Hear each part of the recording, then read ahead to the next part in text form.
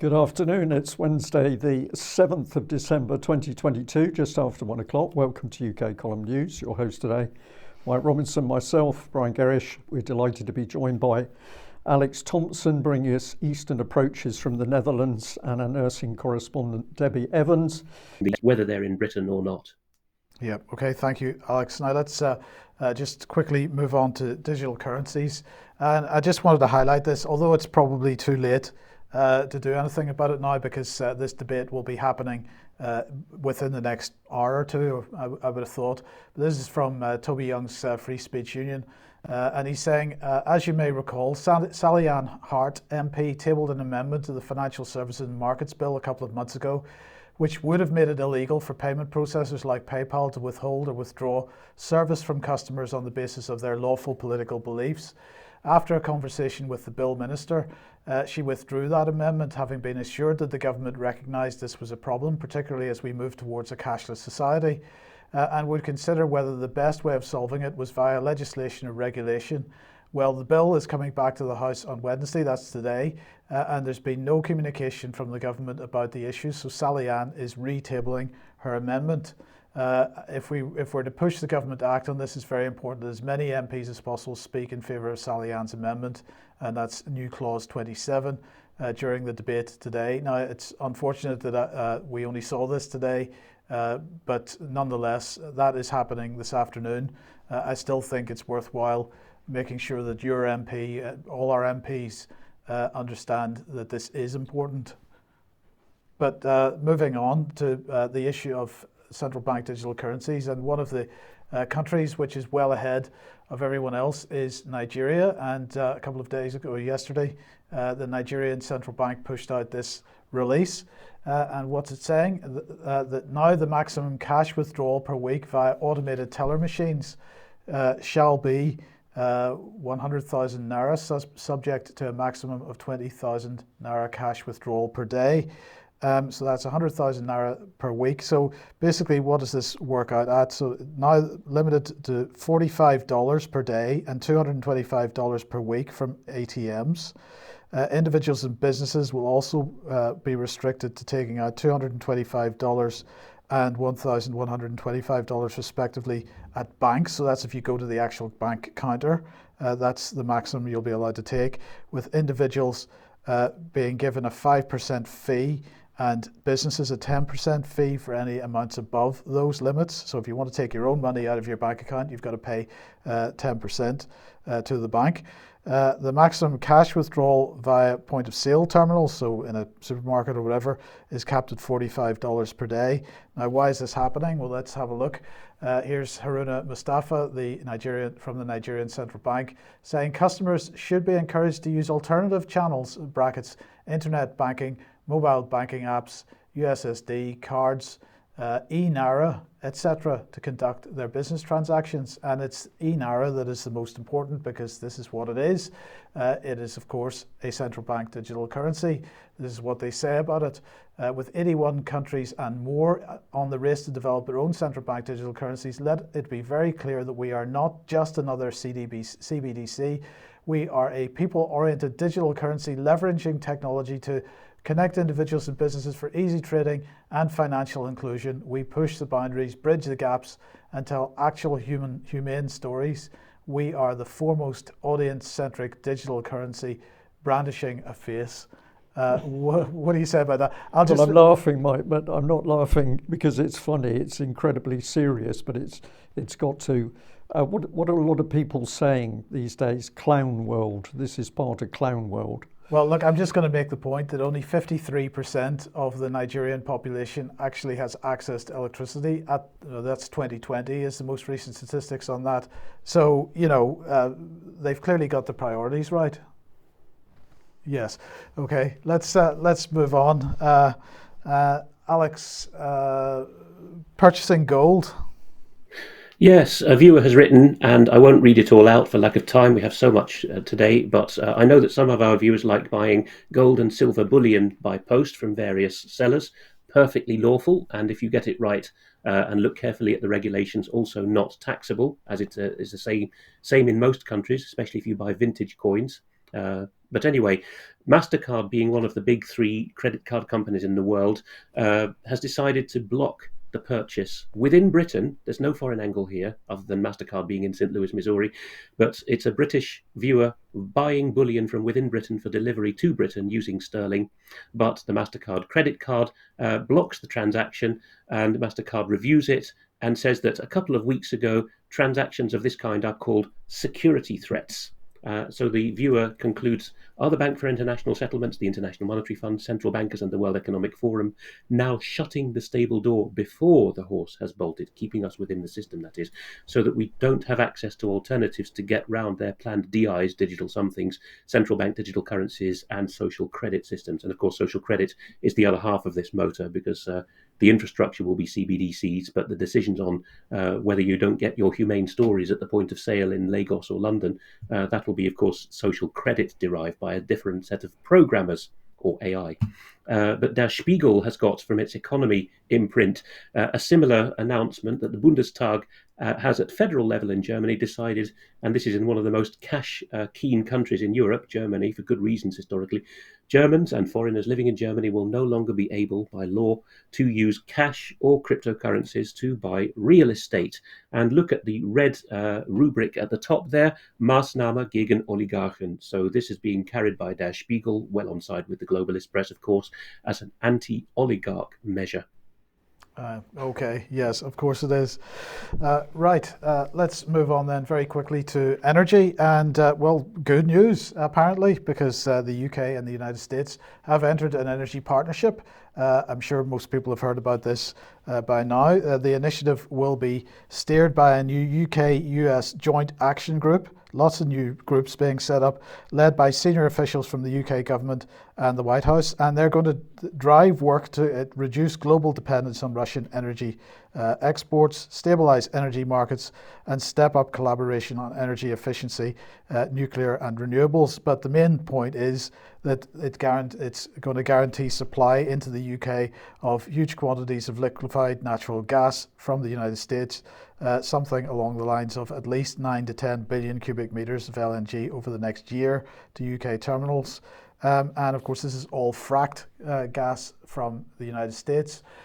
Together, the UK and US will ensure the global price of energy and security of our national supply, says Rishi Sunak, that it can never be again manipulated by the whims of a failing regime. This partnership will bring down prices for British consumers and help end Europe's dependence on Russian energy once and for all. Do you think it'll bring down prices? Not at all, Mike. No. Not at all. No. So this is what the Institute for Economic Affairs had to say. The UK will pay a premium on imported US fracked gas while sitting on 50 to 100 years of our own reserves. Well, of course, it's being used by some in the country to demand that we open up the fracking industry in this country. But certainly there will be a premium on US fracked gas. So that takes us to Ukraine, perhaps. Well, it does, and I'm going to come in on Ukraine. I'll try and cover this in the time we've got. It's just been such a busy news today. But on one hand, you know, we're in trouble. We can't afford to get in the gas and the fuel. The prices are going up, but billions going into Ukraine. Let's have a look at what the Ukrainians are saying about themselves at the moment. So this from Kiev Post, exclusive insight, crackdown on corruption in Odessa. This is a story about Ukrainian law enforcement officers raiding Odessa City Hall, and its investigators of the National Anti-Corruption Authority of Ukraine. So suddenly it appears that there's an attempt for a crackdown. But as you get into the story, you start to see that actually this is because they're worried about really how the West is seeing them in light of loans to Ukraine. But this one here is saying that it's an organised scheme due to which the Odessa port facility lost some 93 million.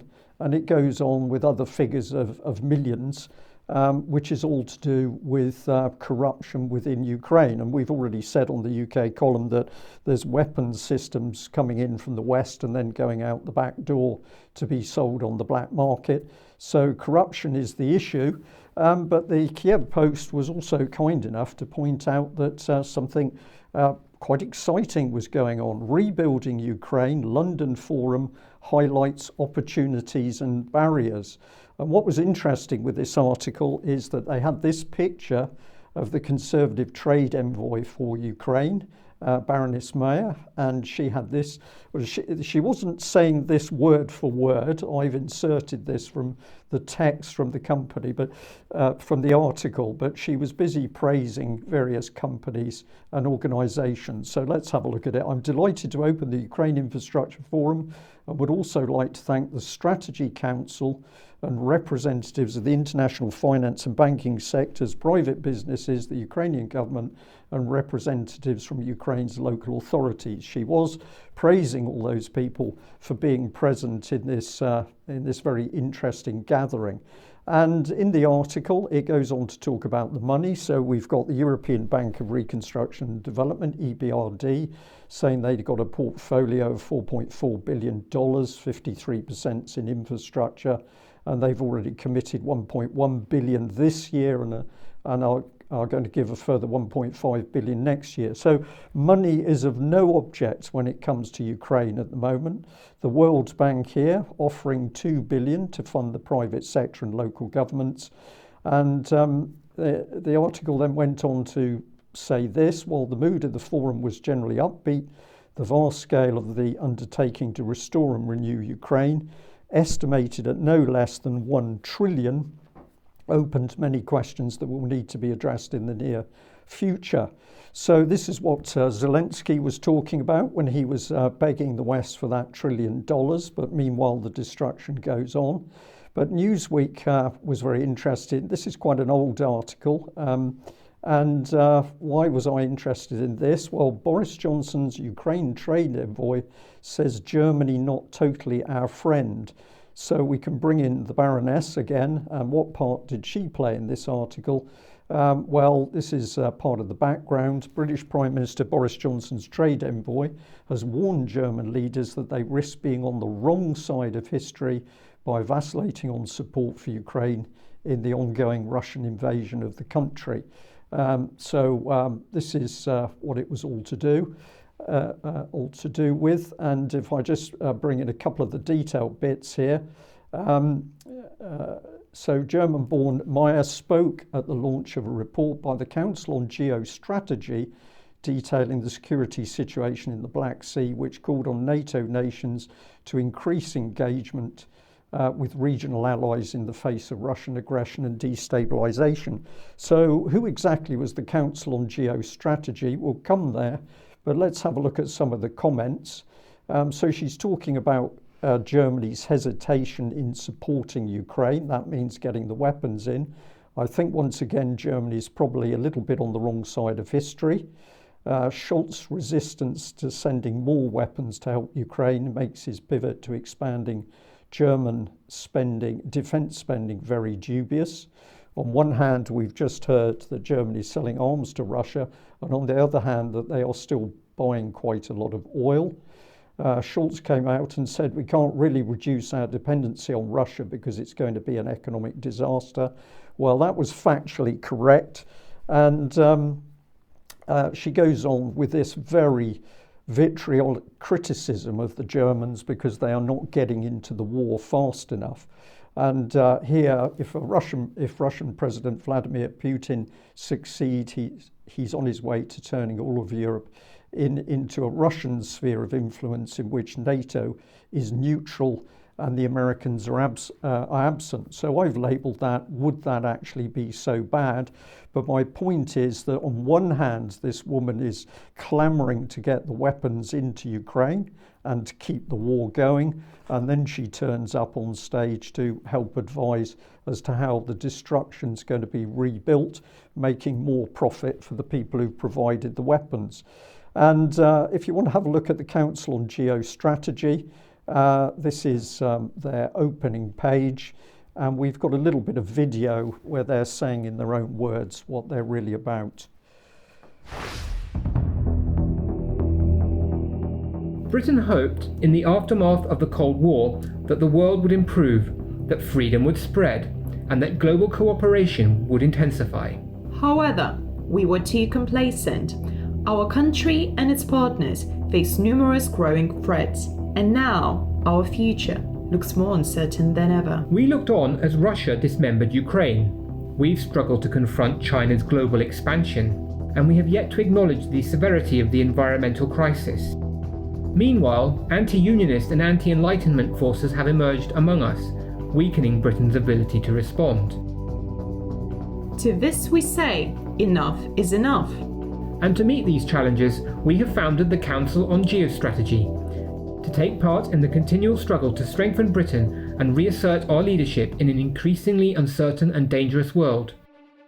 With our Strong Britain initiative, we advance robust new approaches to strengthen our country's national resilience, bolster its industrial and technological base, and boost its discursive diplomatic and military power.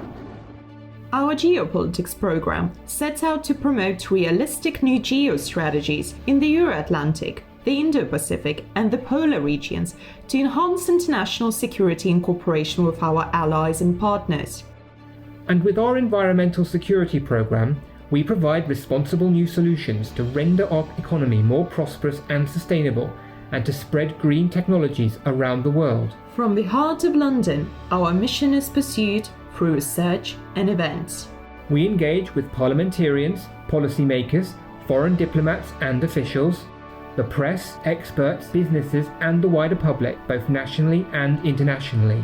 To find out more about our mission, our programs and our initiatives, please visit www.geostrategy.org.uk. So my question is, who's running the show? Is it the British government, or are we into these very powerful think tanks? And it didn't take much research on the on Geostrategy's website to find this little bit here. The Council on Geostrategy is a member of the Development Concepts and Doctrines Centre Global Strategic Partnership run by RAND Europe. So very, very quickly, Alex, we are in here to the very powerful think tanks. This is way over the heads of governments controlling this agenda. And we'll have a little look at RAND. But what are your thoughts? Well, it's not the first time that we've covered this spin-off of the Henry Jackson Society that calls itself the Council on Geostrategy. The lady whom you heard in the voiceover there is Victoria Starich-Samuoliene from Lithuania, who holds an MA in Intelligence and International Security from King's College London. That's academic spook central. She was telling us about our country, Britain, our inclusively, and how we must not tolerate anti-unionist forces, although that was the other narrator there, I think, which I presume was James Rogers. No, this is think tank. This is well over the level of Westminster, really, in the amount of influence it has, the amount of transatlantic influence. And by the way, you were talking about the corruption involved with Zelensky. And the other day, of course, we played that strange gravelly voiced clip where he was talking about $1 trillion. He was mentioning there the city of Odessa as a particular honeypot for that investment. The previous president there, Petro Poroshenko, Zelensky's predecessor, brought Mikhail Saakashvili in from Georgia to be the anti-corruption supremo in Odessa city and region, and then spectacularly fell out with him. Long backstory there. And since then, of course, Zelensky's banned all the opposition parties and now the Russian Orthodox Church as well. But I think we must be barking up the wrong tree to be asking questions here, because the big read brought out by the Financial Times in its Person of the Year article is a feature on Volodymyr Zelensky, and it says, quotation, "The president of Ukraine embodies the resilience of his people and has become a standard bearer for liberal democracy." I'm sure that the Council on Geostrategy would agree. Okay, thank you for that, Alex. Well, of course, you hit the target straight away. Let's just bring up two of the names. Here's James Rogers, co-founder and director of research, background Henry Jackson Society. And this is the lady that you mentioned, and quite rightly, background Henry Jackson Society. And if we go to that particular society, I found this a really offensive opening page. and it says opening a second Western front against Putin, Russia's Latin America proxies. So there's no doubting what the Henry Jackson Society is about. It's pressing for all things US in the first instance, and everybody else is going to suffer if you get in the way. If you have a look at international partners, though, if we just jump back to the Council on Geostrategy, I was very intrigued with this one, Ukrainian PRISM. This is it here. It's all about peace and conflict. Fascinated with the logo. But of course, this is another think tank operating deep inside Ukraine and funded by American money, amongst others. So who's calling the shots? I don't think it's the Ukrainian government or the British government. We've got think tanks way above that level. Yes. Okay. Let's say if you like what the UK Column does, you would like to support us, then please head over to community.ukcolumn.org. There are options to help us out.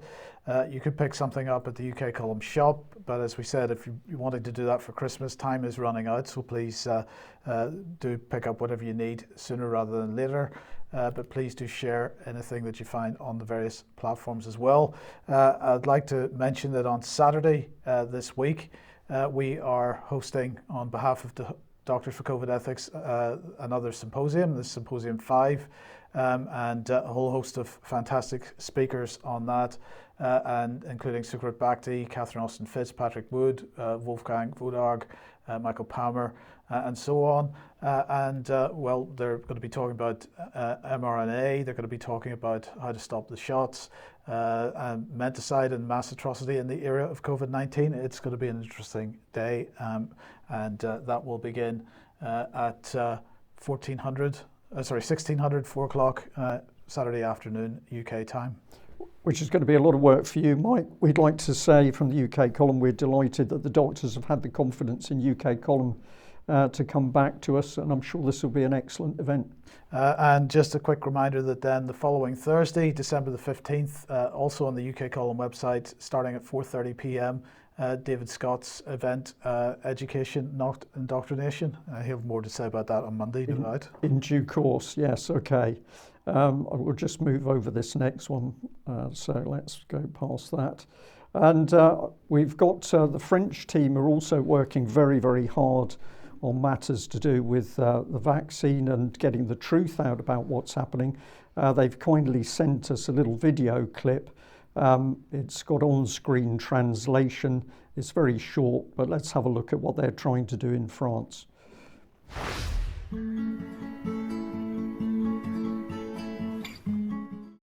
Le 10 décembre 2022, témoignons et changeons l'histoire.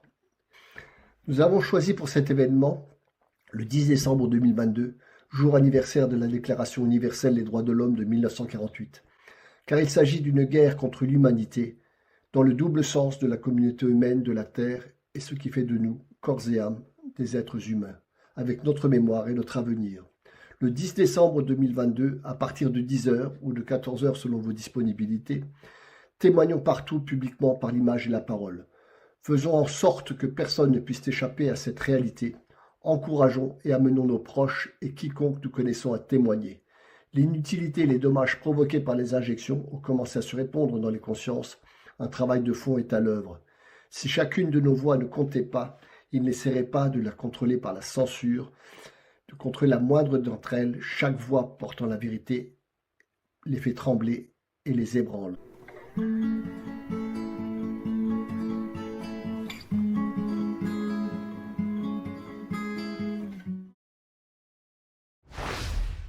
So we're going to say well done to all the people who've got together in France and who are standing up to be counted. And if you're a French speaker and can help promulgate the event, we'd be extremely grateful. Here's just a picture. Does it show much? Well, in some ways not, but in other ways it does. This was sent through to us by Paul, who'd witnessed some people arriving at a roundabout close to the Windsor Slough area, as you can see from the sign. And they'd got a variety of banners. They just started to post these when a number of police cars turned up And it was very clear very quickly that the police were going to get very aggressive if they attempted to post these signs. Ultimately, the group moved down the road and were able to post the signs here. But the viewer said to me, it was just incredible to watch the nature of the police simply because people were posting signs. And Alex, very briefly, please. Yes, just as we mentioned, Roy Lilly is a big hitter in NHS thought and a well-intentioned and well-informed man. We did have a bit of flack in the chat room during the live streaming of this yesterday. It's now on the front page of the website. The title is Former NHS Trust Chairman Roy Lilly, Is the NHS Safe? People were calling him controlled opposition and saying he had the wrong narrative. I think we'll be getting into that in extra time. The whole point is to establish with Mr. Lilly and others of his great calibre that we are safe and responsible people to talk to, and that we will let people, we will bear them out and hear their message. Really, that's as important as a purity spiral of having people whom we agree with 100% on the show. And Debbie Evans did a spectacular job of interviewing him in a winsome way. So I think they should be building more bridges that way. We'll continue to point out to our viewers that we're not interested in what's now called purity spiraling and having only people on side who agree with us on everything, medical or otherwise. Among Debbie's many other recent good interviews, this is particularly heartrending and compelling. Adam Rowland fixed up with his oxygen line there, talking about how horrendously he's been let down. If I gave one detail, it would do injustice to all the others. He's the man who lost everything. He's more or less on the level of a blues song, how much he's lost. It's appalling to listen to. But more importantly, even than that, is that he's had to tweet since then that people who have shared his interview on Facebook have had him the share taken down, in some cases being banned. He's got the right determination, though. I am not misinformation, and we shall not be silenced. And he invites Facebook to make medical judgments on the basis of his actual medical records. Yeah, okay. Thank you for that, Alex. Where does that take us? Right, Debbie, let's come on to antimicrobial resistance. Right, well, I'll try to get through these as quickly as I can. So antimicrobial resistance arises, this is the government's definition, it arises when the organisms that cause infection evolve ways to survive treatments. The term antimicrobial includes antibiotics, antiprotozoals, antivirals, and antifungals. Now, just quick examples of that are you'd use an antibiotic for strep A, you'd use an antiprotozoal for something like malaria or toxoplasmosis, you'd use an antiviral for something like HIV or herpes, and you'd use an antifungal for something like athlete's foot or thrush, or there are some obviously more serious fungal infections. So AMR is everywhere, as you probably just saw in that slide, the World Bank, the WEF, the United Nations.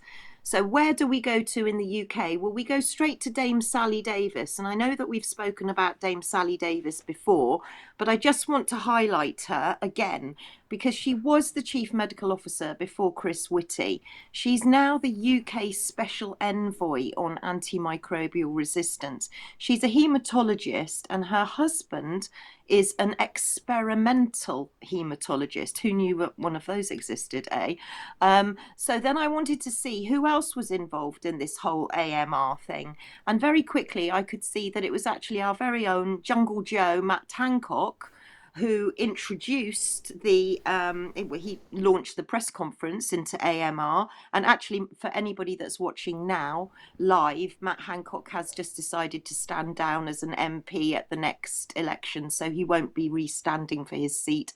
I wonder why, but he knows an awful lot about AMR because he launched the vision. And there again we see Dame Sally Davis at the bottom there. She's a trustee of Bill Gates's Gates Cambridge People. Now, Bill Gates is very involved in antimicrobial resistance, as you can see.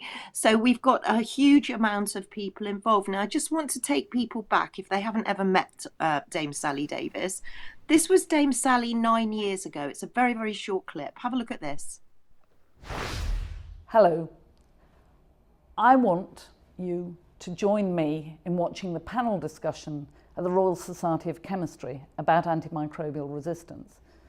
And I want you to join me because there's some exciting science in this, but more importantly, this is a grave threat to our society as we know it across the whole globe.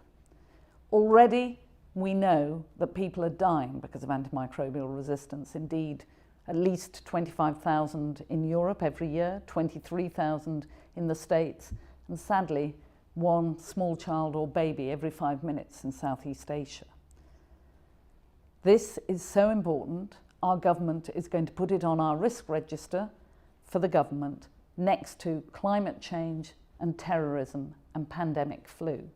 We are all taking this seriously, but the way we're going to solve this threat is through science, and the science will be exciting. Join me in watching this live panel discussion. So that was Dame Sally 9 years ago saying that this was a global threat. Let's look at Dame Sally 2 weeks ago. And again, this is a very, very short clip. 2 weeks ago. We all know that without diagnostics, current and new antibiotics will be incorrectly prescribed and overused. That'll speed up the development of resistance and puts us all at increased risk.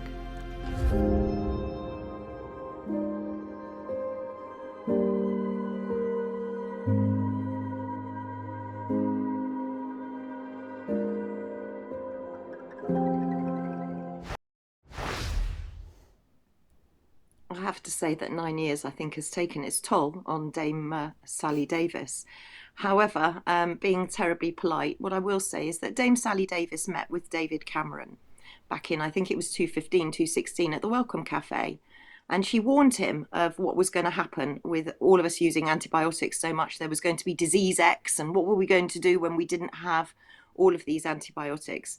So David Cameron commissioned the O'Neill report back in 2016 with regards to antimicrobial resistance. And you can see it there up on screen. You can see Jeremy Hunt's name down in the bottom left-hand corner.